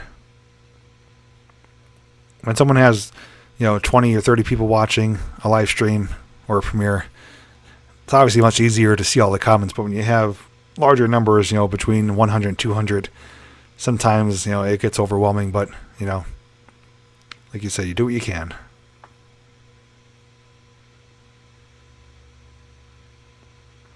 Winter time is the best time to go to Concrete City. Actually, when it's well below freezing is the best time, because any other time it's a swampy mess. But yeah, I want to go back too. I actually want to do a cooking video there, believe it or not.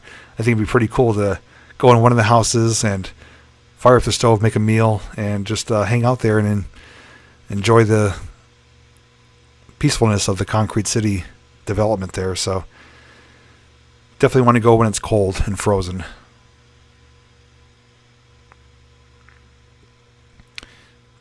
Yep, chat does roll by fast. And when you're streaming on your phone too, like when I'm doing driving streams or anything when I'm streaming on my phone, I see myself on the screen.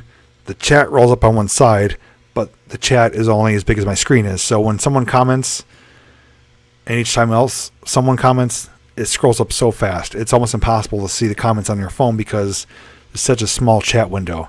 On the computer here, I have it on my laptop. I have a full-size screen, so I have myself on one screen, the chat next to it. I'm able to see about 10 comments all at once. So it's a bit easier on a laptop, phone. When it's a busy stream and busy chat, you can only pick out certain ones without having to scroll back all the way. Then when you scroll back, you start lagging behind. So it turns into a never-ending cycle.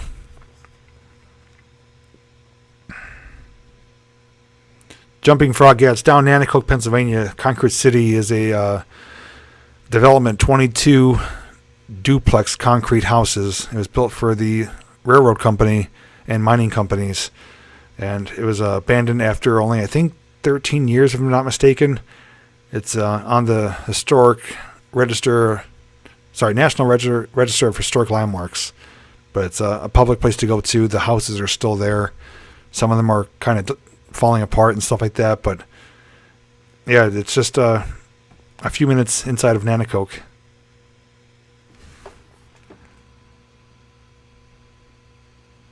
Yeah, I don't either, Barb. Having an accident would be not good, but I'm pretty good with multitasking.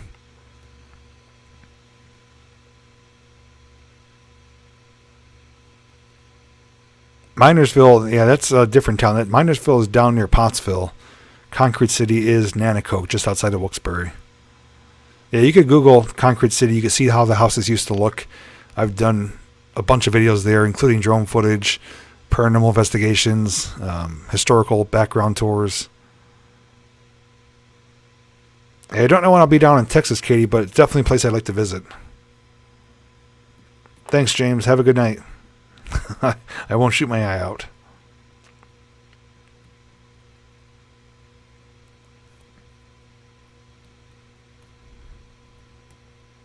Alan was there today. I didn't know that. Hey, Missy. Doing good. How are you?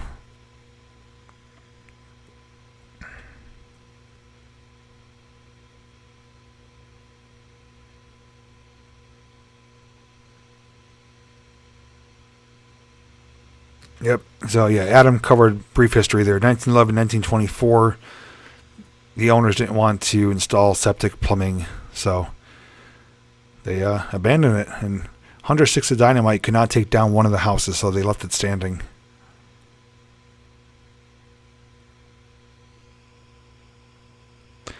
I have a video of me doing a weather thing. It's been 2012. How can I share my video with other YouTubers?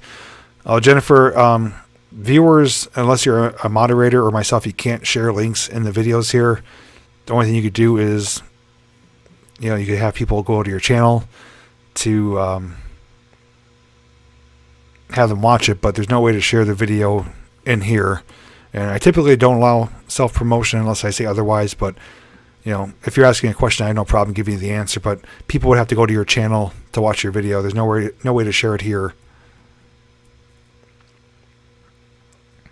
Yeah, the wading pool, child drowned at Concrete City, and they filled it in after that.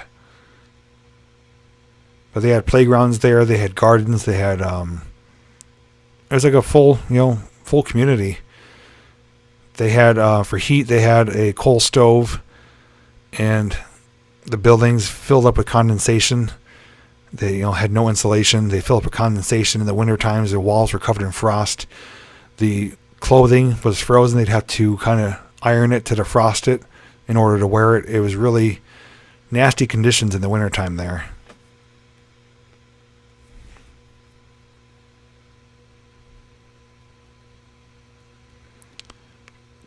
Oh, Crystal, if you ever want to check it out, let me know. I'd be glad to show you around.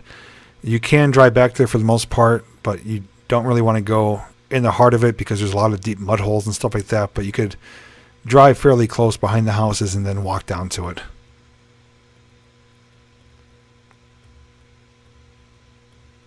Yeah, just like I was saying, Jamie, you could park off the road. There's a dirt road that goes up a hill. Your truck will make it no problem. My Escape made it.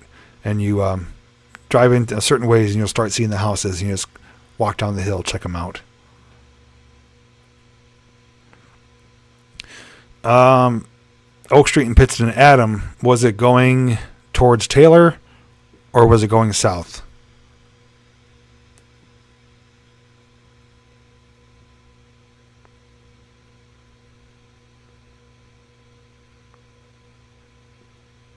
Is there a video of it on here? Yeah, Laura, just search Concrete City. There's dozens of videos. If you want to see mine, just search Concrete City, JPVideos. My videos will come up. I have probably about half a dozen videos there. Going towards Wilkes-Barre, that would be the 11Z. Coming from Binghamton, going down to Virginia. If it's going north, that's the 12Z. Coming from Virginia, going to Binghamton.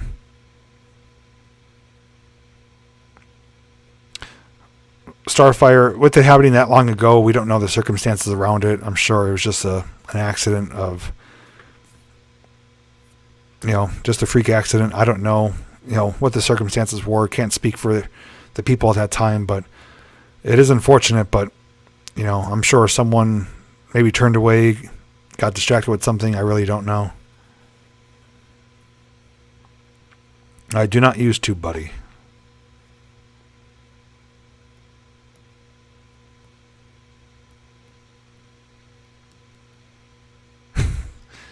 Get a lift chair, Edith. Get inside the Hummer, then you can go anywhere you want.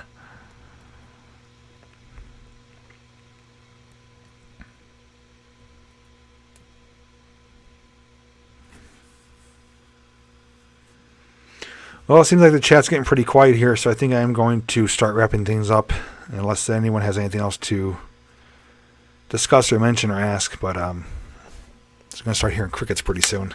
165 people watching and about 5 people chatting, so everyone's watching in the shadows.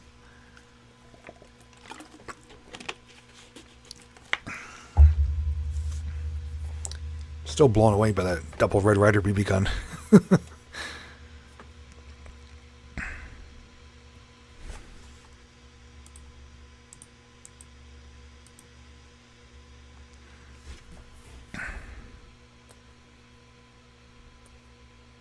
Yeah, it's funny, after last night's live stream, we started talking about food, and this morning I was frying up a pound of bacon on the griddle. Couldn't help myself.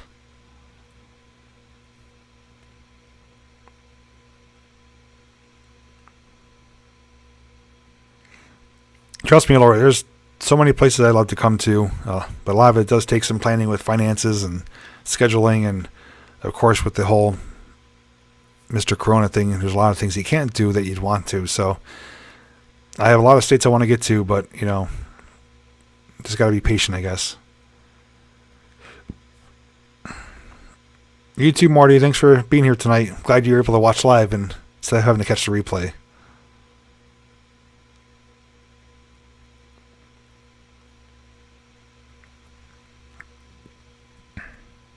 No problem, Jennifer.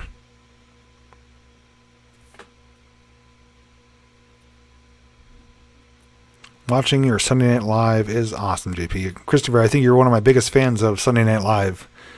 Definitely glad you enjoy it. Got a few more weeks of it left, and then we'll be making a few changes for 2021.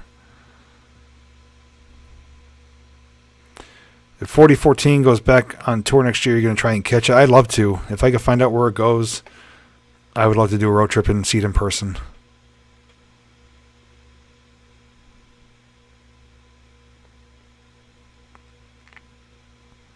I'm kind of afraid to talk about food after last night. Mitch, it's okay. I talked to the mods. None of them do remember removing any of your comments. If it happened, it was most likely by accident. That does happen from time to time. I know you would never say anything wrong to get yourself removed, so it was just a harmless accident. Feel free to talk about anything you want, in relation to what we do talk about, but it was just an accident. Don't take no harm, no foul. Christmas horror movie that you could watch. Could watch Die Hard. Yippee-ki-yay. Good night, Justin. Yeah, I agree with Lisa. Hope everyone has a great Thanksgiving. Oh yeah, I did forget that Thanksgiving is this Thursday. So yeah, I definitely won't be doing anything on Thursday since it is Thanksgiving. So that will be a day with no content, but definitely a day to enjoy with friends and family. If you are alone, do what you can to enjoy yourself. Watch some movies, watch some of my videos.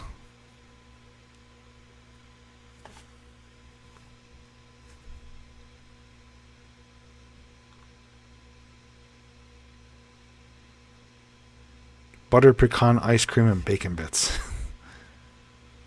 Die Hard 1 and 2. I love Die Hard with a Vengeance. It's one of my favorite ones.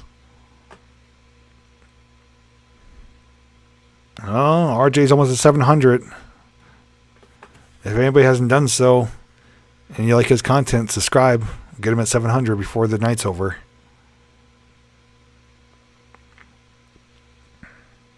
Bill, the bike's not put away yet. It's in my garage, which is where it stays. I do put the... here we go again. Fuel stabilizer. I put that in there and actually start the bike at least once a month through the winter, sometimes twice a month. But I never drain it out or clean it out. I add fuel stabilizer and run it every so often, just kind of keep everything fresh. Hey, Crawl Dog. Good to see you stopping by.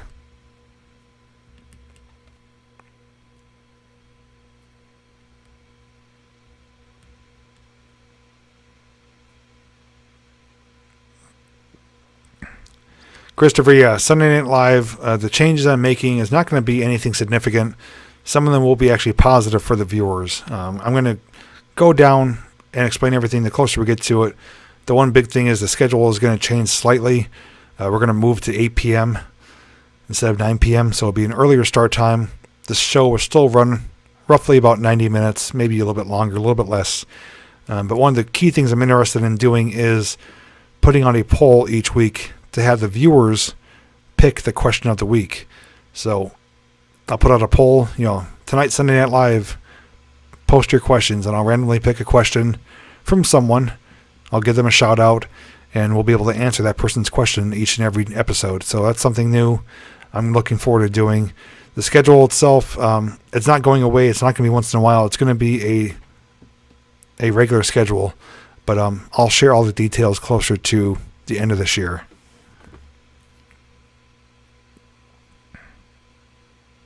RJ, did you hit 700 yet? You got a few new subs right now. Just add it onto my bill. You can pay me later. Yeah, time zones I do understand too, and also I know a lot of people do work early in the mornings.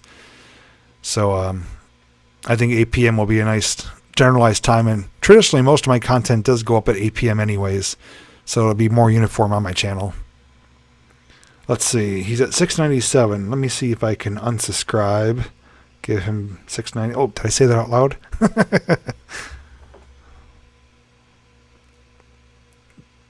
Hey, Dr. Leo. Barb wants to know what the name of the video was for Back in Time segment. Let me see the exact name of it. I think Jen did share a link to that video, but I'll do the same again.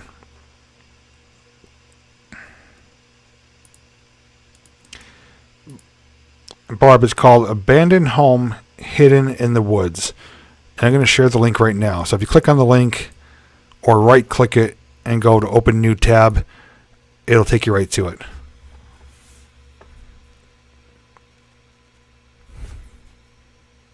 What's your favorite part of Thanksgiving meal? Eating food. Simple.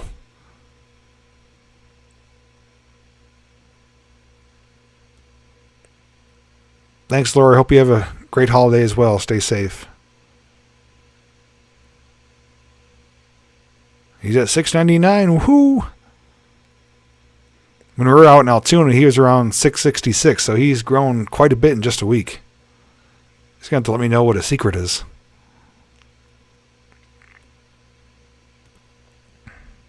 Still planning to go to Point Pleasant sometime after COVID dies down. I'd still like to. Lydia, good luck on your nursing exam tomorrow. I know you're going to ace it.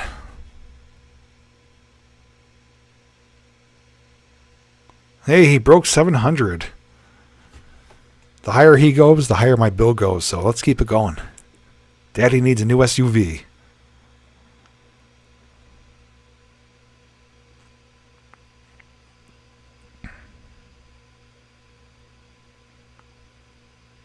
RJ, when did you start your channel?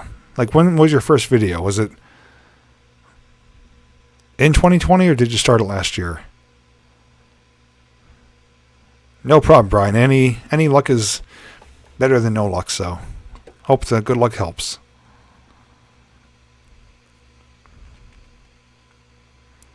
The train set bill is sitting in buckets and containers on my floor right in front of me as I look at it. The platform's leaning against the wall, and I have about 4 of those big plastic totes filled with houses and stuff, and I have my trains in the boxes, and I'm contemplating if I want to put it up. After the debacle I had yesterday with putting up the lights outside the house, I'm like, you know what? The train may not go up after all, but I think I will. I just have to wait for RJ to come. He's going to bring some wood, and we're going to attach some legs to the platform to get it up off the ground, and actually add onto the platform. I'm going to put another 4x4 sheet onto it, make the layout a little bit bigger, and make some different turns on the tracks. But I will have it up, hopefully, in the next couple of weeks. And we may even do a couple fun live streams. We'll just have the camera rolling and play with the trains. Blue Ford pickup would definitely work as well, Adam.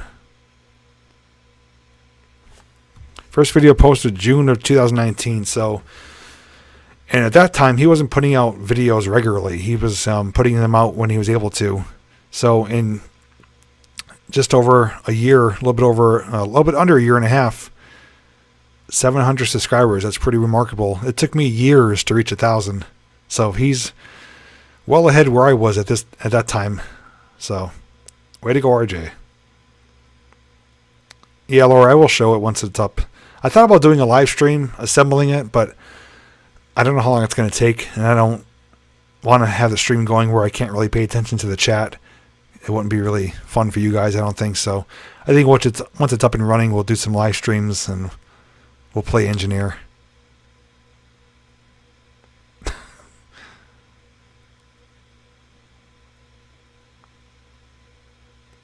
Blue Dodge Ram. If someone gave me a blue Dodge Ram, I would not refuse it.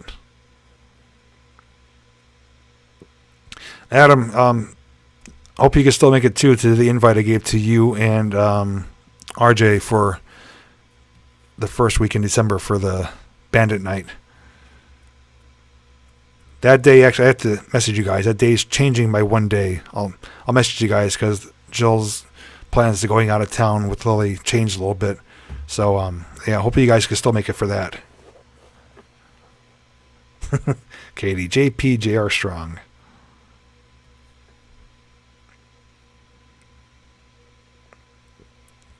Well, RJ, the only thing I could say is the only reason I've been on your butt to do that is just because I knew that, doing so would result in you growing, as a content creator. So I know it's not your full-time gig, but I do think you see the potential that it has to garner down the road. So putting things out regularly instead of sitting on them has its added benefits. And now that you're going live, you see the positive sides of that too, getting some good numbers with live streams, so you're learning, I'm glad you're paying attention and learning. Some people just, yeah, I know.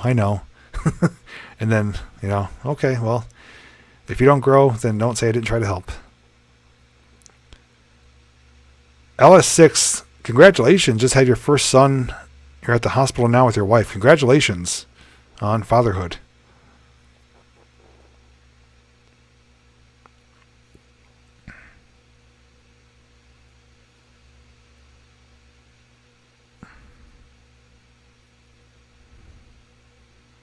It's always good when people can share good news. That's what we need nowadays. So, yeah, you guys have good news like that, feel free to share it. It's always welcome on my channel.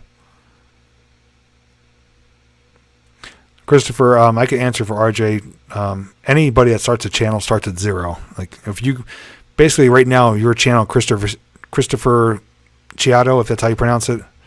I don't know if you have any videos, but you start off with your channel name and 0 subscribers. So everyone starts at 0, including me. So despite how large someone gets, or how large their channel is, even mine, I started at 0. Just depends on how active you put out videos, what kind of content you put out, what kind of audience you garner will determine how fast you will grow. It took me a while to grow to 1,000 subscribers, but from 1,000 to where I am now was a short amount of time.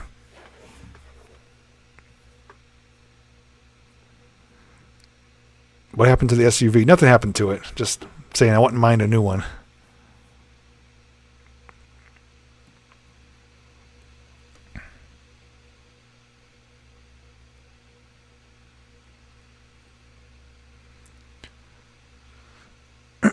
So we got a few things to celebrate tonight. We got LS6 being a parent now, being a father on November 22nd. Welcome to fatherhood. It's going to be a roller coaster ride, I'll tell you that. And RJ breaking 700. Well, yeah, ideally I'd take a blue F-150, but I would not turn down a new SUV either. And we got someone going for their nursing exam tomorrow, so. And Thanksgiving this week. That means food, right? It's always good to eat.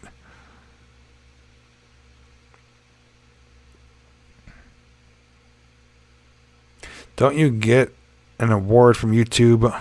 Yeah, right there. That's the silver play button. You get that when you reach 100,000 subscribers. So that is my YouTube award.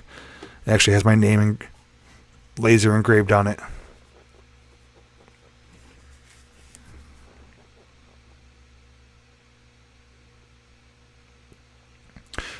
Yeah, Crawl Dog, like I was mentioning to them too, putting out a regular schedule does help. Obviously, if you do work full-time jobs and have other things that occupy your time, it's harder to do that. But getting on a regular schedule where people know that they expect videos on your channel on this specific day, whether it's once a week, once a month, does help to get on a schedule. And also, being very interactive with your viewers, with the commenters, or if you do live streams.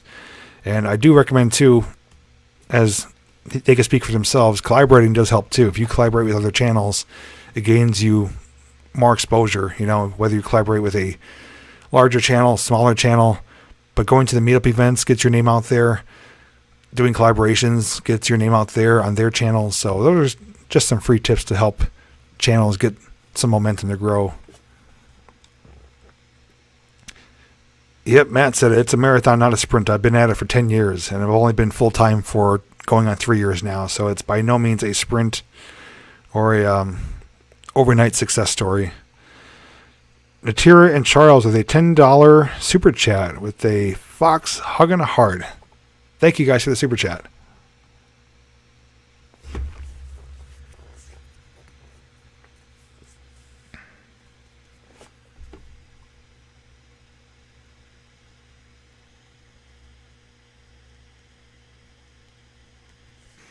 Yeah, pretty much anybody that I've met who's come to the meetup events, who've done collaborations, can all equally say they've grown.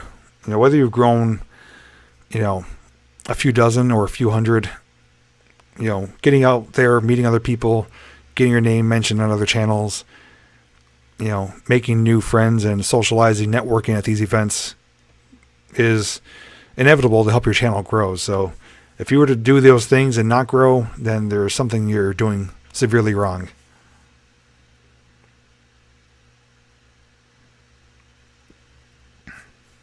I've said time and time again, like there's a specific reason I am friends with these guys and that I work with smaller channels, and it's because they are real people. They're not, thinking they're above and better than anyone else, so if I was to ever work with a larger channel, they'd have to be pretty much where I am as far as level-headed, not, egotistical, not cocky or arrogant, just, I don't see myself as anyone famous or popular. I just see myself as a regular, ordinary guy who enjoys putting out entertaining videos, and that's how I see it. That's how I see these guys, and some of them are more goofier than others, but when it comes down to it, I've made great friendships. I'd work with nearly everyone at any given time if they asked. So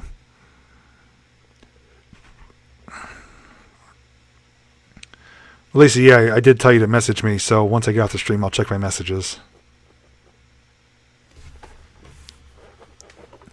Yeah, even with Adam. Adam doesn't put out videos too regularly, but he is super knowledgeable. I've learned more from him than anywhere else about certain things, like Centralia specifically. He is pretty much the go-to guy for Centralia. I've learned so much from him, and other things too, just getting a second pair of eyes on things, getting a second suggestion on something. He's been very helpful in more ways than one. So even if people don't put out videos regularly, their friendship, their knowledge, their guidance has helped me in other ways too. Best inexpensive drone go. DJI Mavic Mini.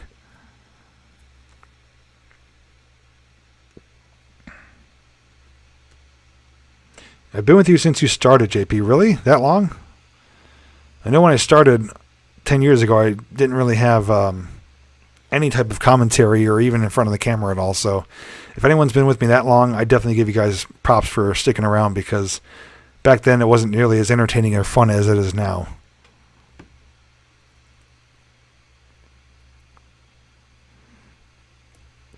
And most importantly, aside from the people I've met physically in person, it's the viewers. I call you guys my family, my community. And without you guys, I wouldn't be where I am. The number that I have of subscribers is 152. That's not like a number that you could just type in yourself. It's because you guys enjoy what I do. And despite me, losing some people along the way, I've gained so many more that have been wonderful people, very generous with, commenting on my videos every day, giving thumbs up, giving encouraging words of support, just even suggesting locations, and not even considering people that send in items to me personally. I mean, that is beyond incredible for people to send items to me to have as gifts for my studio and for my family. That is, something I never saw coming a few years ago, and to have it happen on a regular basis is just mind-blowing. I still am shocked each and every time they receive this stuff. I'm like, oh my God, I can't believe I have this now. You can see my enjoyment, my excitement, but monetary gifts aside, just having you guys join me for whatever I do, whether it's a chat time episode, a drive stream, listening to me rant about something that I'm upset about, doing a road trip, whatever it is, you guys are there for the most part. I know not everyone likes everything. I know that. But when it comes down to it, most of you have subscribed for one reason or another. And I'm just glad to have you to be here, because I know there's a lot of competition out there. And obviously I did something that you enjoyed to make you hit that subscribe button. So I'll never say thank you enough times or be more thankful or grateful or appreciative for having you guys on board and making me be where I am today, because without you guys returning, I'd have no reason to create new videos. So I know it's a sappy ramble there, but a big, huge thank you and hug to every one of you.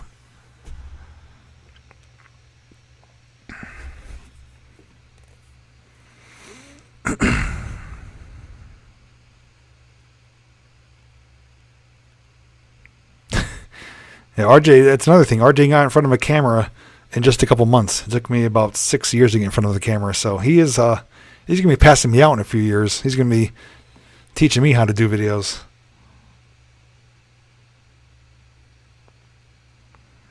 Matt, who are you kidding? You're a natural. You friggin' talk better than any of us. It's like you're a TV commercial guy.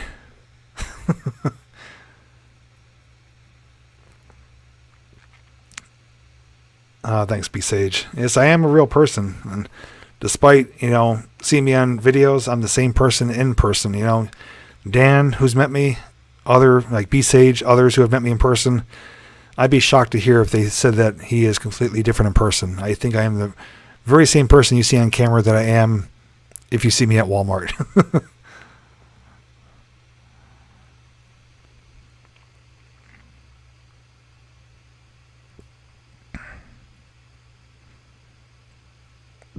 Thanks, Crystal, and thanks, Dan.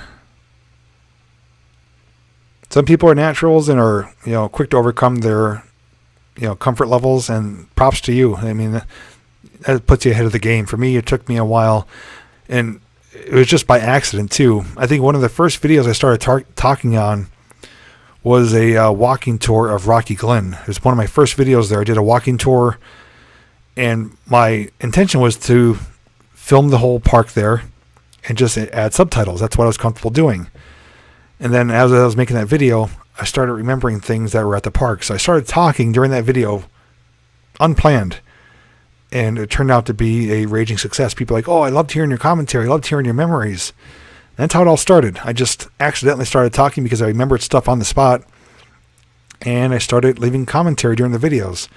And I don't remember which video it was, or I put myself in front of the camera, but it wasn't too long after that. And I wasn't even able to talk in front of the camera if people were watching. I was a Mike from out naturing for a while. I'd have to go far away from everyone and just have no one looking at me, no stares, no general public watching me. I was too nervous, too uncomfortable. Now I could be in the middle of a busy shopping center and have the camera pointing right at me, and people could be staring, pointing, and you just kind of get in the zone. You get almost like get tunnel vision. It's just you and the camera, and you focus on that. All right, Matt, have a good one. Yeah, we're going to wrap it up soon. This has been almost a two-hour stream, but it's been a good night, though. Have a good Thanksgiving, too, Matt, if I don't talk to you. Much prefer after you started talking. Yeah, that's what most people say. I still occasionally put out a video here or there where I don't do much talking at all. But I do think sharing things on the spot does kind of enhance the video. It makes you feel like you're there with me. Because when I talk to the camera, I talk like I'm talking to someone who's there right with me. Whether I'm alone or with someone, I try to talk to the camera like I'm talking to a real person. So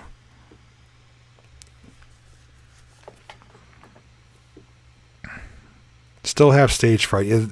Adam, the best thing you could do is to just set up the camera in your house and hit record and start talking. Talk about Centralia, talk about whatever. You don't even have to post the video. Just get comfortable talking in front of the camera. And after you do that a few times, if you're able to, go to a park or your neighborhood, and walk around with the camera, walk and talk. And again, just for practice, just to get used to it. And eventually it'll start coming around and you'll become more comfortable with it.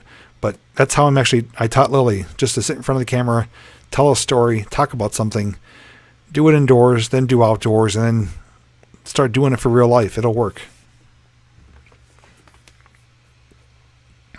Have a good night, guys, whoever I'm missing.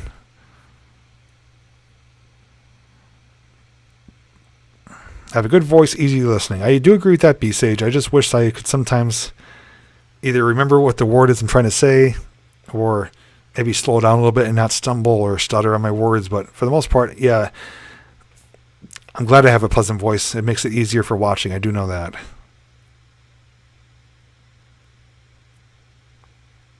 As a professor, I don't know about that.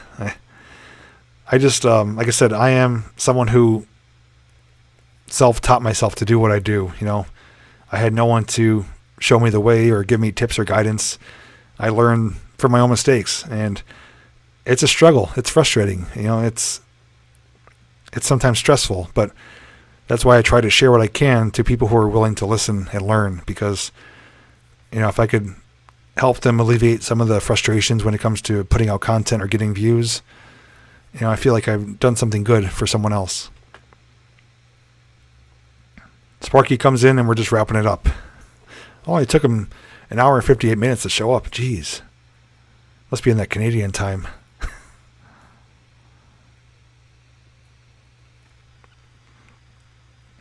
Well, since he's here, I am going to wrap it up. For those of you who do not know, if Sparky wants to share it, I'm actually going to be on his channel this coming Wednesday. He's doing a weekly segment or a weekly show where he has special guests on, and I'm going to be his guest on Wednesday. So on the Sparky 107 channel, if he wants to post the time or whatever like that, he's going to do like a little interview with me to... Did I just lose connection?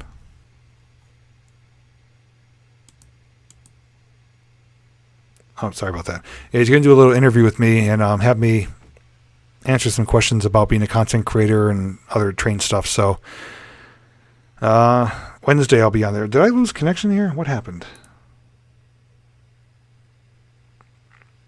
For some reason I'm getting a spinning loop.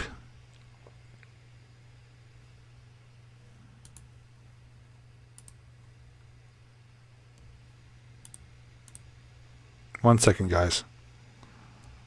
Lost you for a second.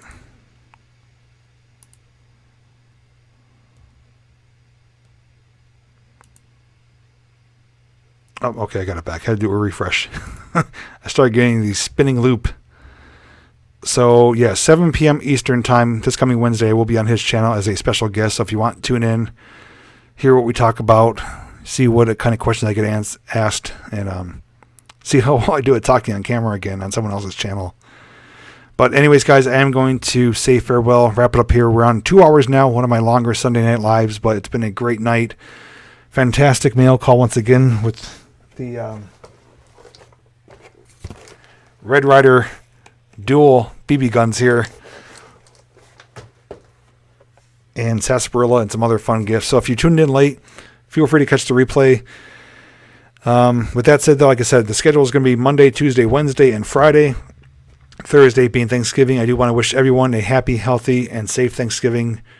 Do a little bit of overeating. Have a cheat day. Enjoy yourselves, whether you're alone, friends, or family. And if you are alone, enjoy yourself. Have a movie night.